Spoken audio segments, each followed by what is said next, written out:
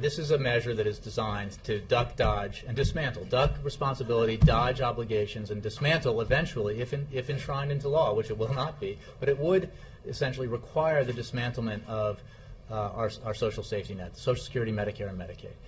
It would, at the very least, require the kinds of cuts that are required under the Ryan budget that emerged from the House Republicans, and it could essentially be worse, because it institutes the kind of across-the-board cuts by calling, it's very cleverly designed so that they can claim this isn't the case because it's very vague, but it requires the passage of a balanced budget amendment, all of which, under consideration in Congress right now, would require even more draconian cuts that are even more draconian than the ones that were in the Ryan budget. That includes 70% cut in clean energy, drastic cuts in education, for example, and then significant reductions or dismantling of Social Security and Medicare and Medicaid in terms of the balanced budget amendments. Obviously, Congressman Ryan's plan did not deal with Social Security, but to find the savings, the draconian savings that are called for in these measures, you would have to do that to these programs. And it's a dodge because, look, we don't need these kinds of measures.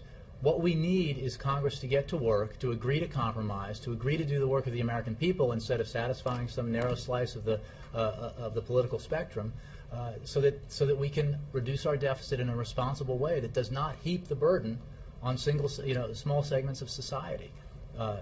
That approach is broadly supported by the American people, and the president. This is not something like the president didn't announce he was for apple pie. This is not easy. The stuff that he has made clear he is willing to do requires him to get outside of his comfort zone, requires Democrats to make tough choices that they would not otherwise want to have to make. But in the name of the bigger prize here, which is significant, sort of game-changing deficit reduction and game-changing legislation in terms of getting our debt under control, it is worth doing. The president continues to believe that that's the right course, not sort of going through the motions of pretending you're for something that's never going to pass, and that, if you were honest with the American people, would do things that the people would absolutely never support.